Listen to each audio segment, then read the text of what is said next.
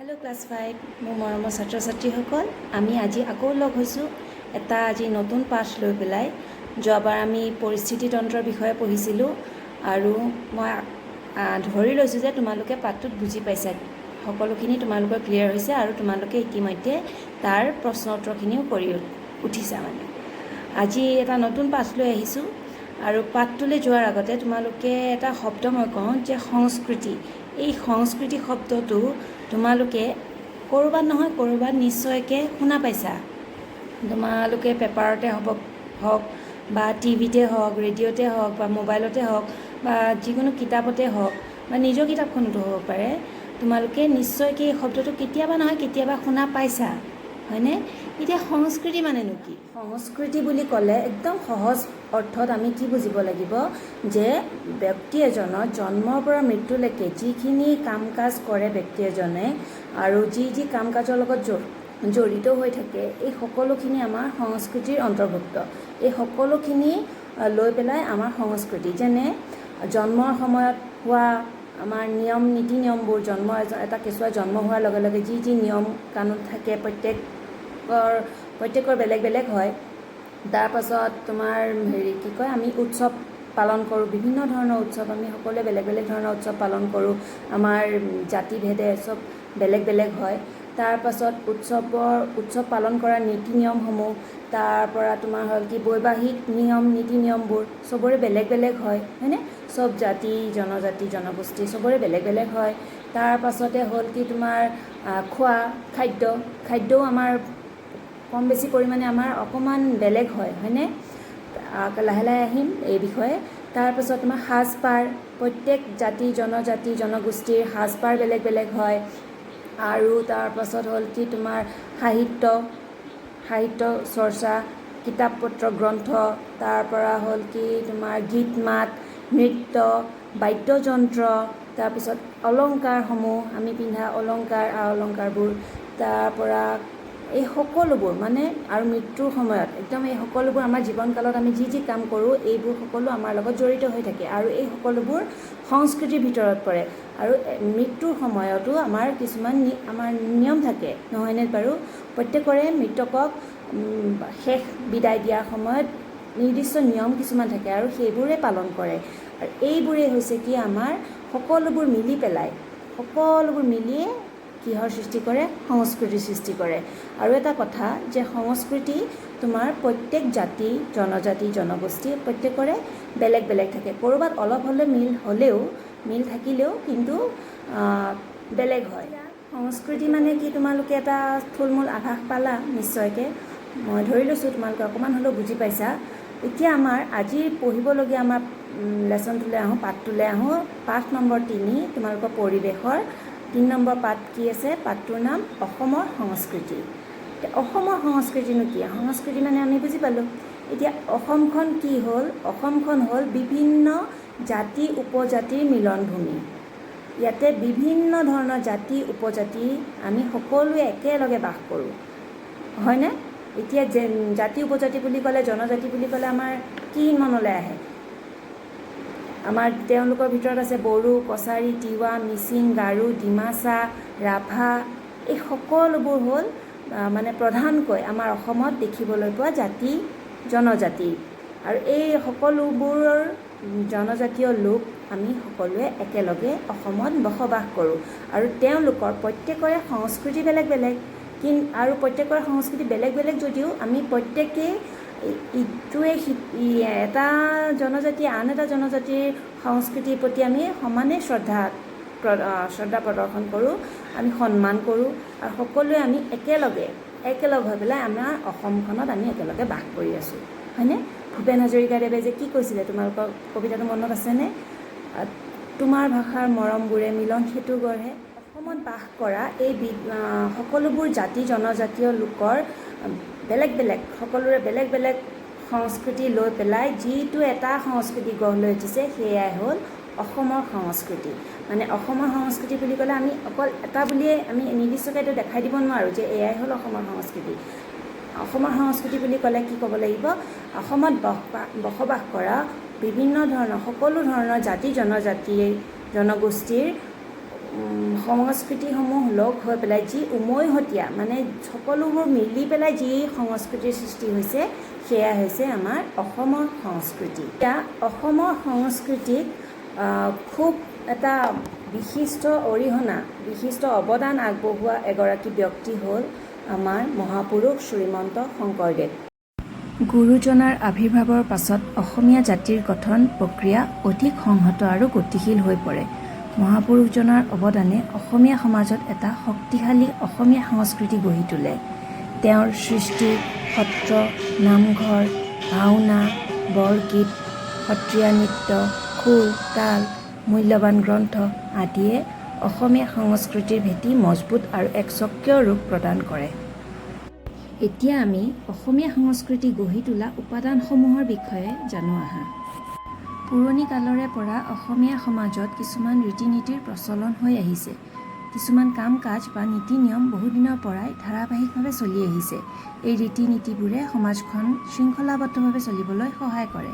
যেনে ঘৰলৈ আলহী আহিলে তামোল চাহ জলপান আগবঢ়োৱা, কাতি বিহুৰ দিনা তুলসীৰ তলত চাকি জ্বলোৱা, তুলসী গুৰিত বহি লৈ সকলোৱে মিলি নাম গোৱা, প্ৰসাদ খোৱা, জ্যেষ্ঠজনক সন্মান জনোৱা, এই সকলোবোৰ আমাৰ ৰীতি নীতিৰ অন্তৰ্গত। ৰীতি নীতিৰ পিছত আহিলে ভাষা। অসমৰ স্থানীয় ভাষা অসমীয়া হয় যদিও ইয়াত বিভিন্ন জনজাতীয় ভাষা আৰু হিন্দী, বাংলা, নেপালী আদি ভাষাও প্ৰচলন হৈ আহিছে। অসমীয়া সাহিত্যই লিখিত ৰূপ পোৱাৰ আগতে নানা গীত, পদ, ফকৰা যোজনা, সাঁথৰ সাধুকথা আদি লৌকিকভাৱে চলি আহিছিলে, মানে মুখে মুখে। সংস্কৃতিৰ অন্যতম উপাদান হ'ল সাজপাৰ। কোনো এটা জাতিৰ সাজপাৰে জাতিটোৰ সংস্কৃতিৰ পৰিচয় দিয়ে। আমাৰ অসমত আমি কি দেখিবলৈ পাওঁ? মহিলাসকলে প্ৰধানকৈ মেখেলা চাদৰ পিন্ধে আৰু পুৰুষসকলে ধুতি পাঞ্জাবী। ঠিক তেনেদৰে অসমত বসবাস কৰা সকলো জাতি জনজাতিৰ নিজা নিজা সাজপাৰ আছে আৰু তেওঁলোকৰ সাজপাৰবোৰ বহুত ধুনীয়া আৰু একদম উজ্জ্বল হয়, নহয়নে? তোমালোকে দেখিছা নিশ্চয়। আৰু তেওঁলোকে পুৰুষসকলে পিন্ধা সাজপাৰৰ নাম বেলেগ আৰু মহিলাসকলৰ পিন্ধা সাজপাৰৰ নামো বেলেগ। তোমালোকে এই তালিকাখনত চোৱাচোন, ইয়াতে কি আছে? বড়োসকলৰ মহিলাসকলে পিন্ধা সাজপাৰ হ'ল দখনা ফালি আৰু পুৰুষৰ সাজপাৰ গামোচা আৰু আৰনাই। ঠিক তেনেকৈ মিচিংসকলৰ মহিলাৰ সাজপাৰ নাম হ'ল এগে গাছৰ, ৰিপি গাছেং আৰু গেৰ। আৰু পুৰুষসকলে যি পিন্ধে তাক কি বুলি কয়? মিবু গালুক, গনচা, উগান আৰু টঙালী। ঠিক তেনেকৈ তিৱাসকলৰ মহিলাসকলৰ সাজপাৰৰ নাম কি হয়? চচকাই আৰু ফাচকাই। আৰু পুৰুষসকলৰ থানা, তাগলা, ফাগা। ঠিক তেনেকৈ ডিমাছাসকলৰ মহিলাসকলৰ সাজপাৰৰ নাম হ'ল ৰিগু, ৰিজামফাই, ৰিখাউচা, জিচু। আৰু পুৰুষসকলৰ সাজপাৰৰ নাম হ'ল ৰিচা, ৰিমচাও, গাইনথাও আৰু পাগৰি। আৰু একেবাৰে শেষত আমাৰ কি আছে ইয়াতে? কাৰ্বিসকলৰ মহিলাসকলে যি পিন্ধে তাক কি বুলি কয়? পিনি, পেকক, ৱামকক আৰু চেলেং। আৰু পুৰুষসকলৰ সাজপাৰৰ নাম হ'ল চৈহংথৰ, চেলেং আৰু পহু। অসমীয়া সংস্কৃতিৰ আন এক অন্যতম উপাদান হ'ল আ-অলংকাৰ। অসমীয়া আমাৰ সমাজত তোমালোকে দেখিছা যে পৰম্পৰাগতভাৱে বহুতো সুন্দৰ সুন্দৰ আ-অলংকাৰ প্ৰচলিত হৈ আহিছে। যেনে জোনবিৰি, কেৰু, ঢোলবিৰি, থুৰিয়া, গামখাৰু, লোকাপাৰ, গলপতা, দুগদুগী ইত্যাদি। এইসমূহ সুন্দৰ সুন্দৰ আমাৰ পৰম্পৰাগত অলংকাৰ তোমালোকে আমাৰ মহিলাসকলক নিশ্চয়কৈ পিন্ধা দেখিছা আৰু হয়তো তোমালোকৰ ঘৰতো মাহঁতে পিন্ধে ন, মা বাহঁতে। আৰু এই সকলোবোৰ আমাৰ সংস্কৃতিৰ এক অন্যতম উপাদান। ইয়াৰ পিছত আহিলে উৎসৱ। অসমৰ জাতীয় উৎসৱ হ'ল বিহু। অসমৰ এই জাতীয় উৎসৱ বিহু কৃষিৰ লগত জড়িত আৰু আমাৰ অসমত থকা সকলো লোকে আমি একেলগে উলহ মালহেৰে বিহু উৎসৱটি পালন কৰোঁ। আৰু কৃষিৰ লগত জড়িত হোৱাৰ বাবেই অসমত থকা সকলো জনজাতি জনগোষ্ঠীৰ লোকে এই বিহু উৎসৱটি পালন কৰে। তেওঁলোকৰ পালন কৰা নিয়ম সকলো পৃথক পৃথক হয়। অসমত বসবাস কৰা সকলো জাতি জনজাতিয়ে যি কৃষিৰ লগত জড়িত উৎসৱ পালন কৰে, সেই উৎসৱসমূহৰ নাম হ'ল বড়োসকলে পালন কৰা উৎসৱটোৰ নাম হ'ল বৈশাগু আৰু খেৰাই পূজা। কাৰ্বিসকলে পালন কৰে ৰংকাৰ আৰু হেচা। মিচিংসকলে পালন কৰা উৎসৱটিৰ নাম হ'ল আলি আই লৃগাং। ডিমাছাসকলে ৰাজিনী গাব্ৰা আৰু হানি গাব্ৰা। ৰাভাসকলে বাইখু আৰু দেউৰীসকলে কি পালন কৰে বৈশাগী। ছাত্ৰ ছাত্ৰীসকল, তোমালোকে এই সকলোখিনি উৎসৱৰ নাম সুন্দৰকৈ এনেকৈ চাৰ্ট বনাই লিখি ল'বা আৰু মনত ৰাখিবা। ছাত্ৰ ছাত্ৰীসকল, সংস্কৃতিৰ উপাদান হিচাপে অসমত বহুতো নৃত্য আৰু গীত প্ৰচলিত হৈ আছে, যেনে জিকিৰ,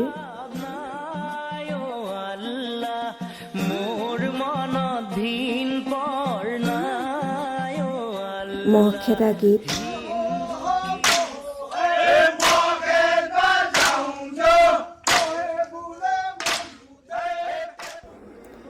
নাও খেলৰ গীত,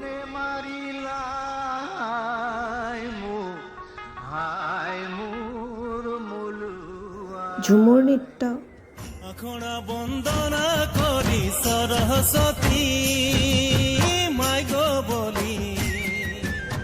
হুঁচৰি আৰু বিহুগীত,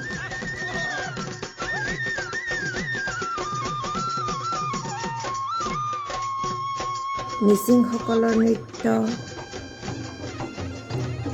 দেওধনী নৃত্য, ৰাভাসকলৰ নৃত্য, বড়োসকলৰ খেৰাই নৃত্য ইত্যাদি। ইয়াৰ উপৰিও অসমীয়া সংস্কৃতিৰ আন দুবিধ পুৰণিকলীয়া গীত নৃত্যৰ অনুষ্ঠান হ'ল পুতলা নাচ আৰু ওজাপালি। এই দুবিধ নাচত ৰামায়ণ মহাভাৰত আদি আখ্যান উপাখ্যানৰ কাহিনীবোৰ লৈ ৰূপায়ণ কৰা হয়। আৰু তোমালোকে ওজাপালিৰ বিষয়ে তোমালোকৰ ভাষাৰ কিতাপৰ শেষৰ ফালে ওজাপালি নামৰ পাঠটোত আৰু ভালকৈ বুজি পাবা। ছাত্ৰ ছাত্ৰীসকল, আমাৰ অসমীয়া সংস্কৃতিৰ গীত মাত আদিত ব্যৱহৃত হোৱা বাদ্যযন্ত্ৰ আদিসমূহো হ'ল আমাৰ সংস্কৃতিৰ একোটা উপাদান, যেনে খোল, পেঁপা, বাঁহী, তাল, নেগেৰা, সুতুলি, দুতুৰা, ঢোল, গগনা, টকা, বীণ ইত্যাদি। ছাত্ৰ ছাত্ৰীসকল, তোমালোকক প্ৰথমতে কৈ আহিছিলোঁ যে সংস্কৃতিৰ ভিতৰত আমাৰ খাদ্যাভ্যাসো পৰে, আৰু অসমৰ মানুহৰ প্ৰধান খাদ্য হৈছে ভাত, কিয়নো আমাৰ ইয়াৰ মাটি ধান খেতিৰ বাবে উপযোগী। আৰু তাৰোপৰি আমি সকলোৱে কি কৰোঁ, চাউলৰ পৰা উৎপন্ন হোৱা বিভিন্ন ধৰণৰ খাদ্য আমি আহাৰ হিচাপে গ্ৰহণ কৰোঁ, যেনে আখৈ, চিৰা, মুড়ি, সান্দহ, কড়াইগুড়ি, কোমল চাউল, তিল পিঠা, ঘিলা পিঠা ইত্যাদি, নহয়নে? ইয়াৰ উপৰিও অসমৰ মানুহে নানা ধৰণৰ শাক পাচলি, ফল মূল আদি আহাৰ হিচাপে গ্ৰহণ কৰে। গতিকে ছাত্ৰ ছাত্ৰীসকল, তোমালোকে এতিয়া বুজি পালা যে অসমীয়া সংস্কৃতি মানেনো কি, হয়নে? আৰু কিদৰে সকলোবোৰ উপাদান একলগ হৈ আমাৰ এই অসমৰ বাৰে বৰণীয়া ঐতিহ্যপূৰ্ণ সংস্কৃতি গঢ় লৈ উঠিছে। আৰু আমাৰ সকলোৰে কৰ্তব্য যে আমি আমাৰ এই ঐতিহ্যপূৰ্ণ সংস্কৃতি সদায় অক্ষুণ্ণ কৰি ৰাখিম। আৰু এতিয়া তোমালোকে তোমালোকৰ পাঠত থকা প্ৰশ্নকেইটা কৰিবলৈ যত্ন কৰা আৰু পাঠটো এবাৰ পঢ়া। আজিলৈ ইমানতে সামৰিছোঁ। ধন্যবাদ।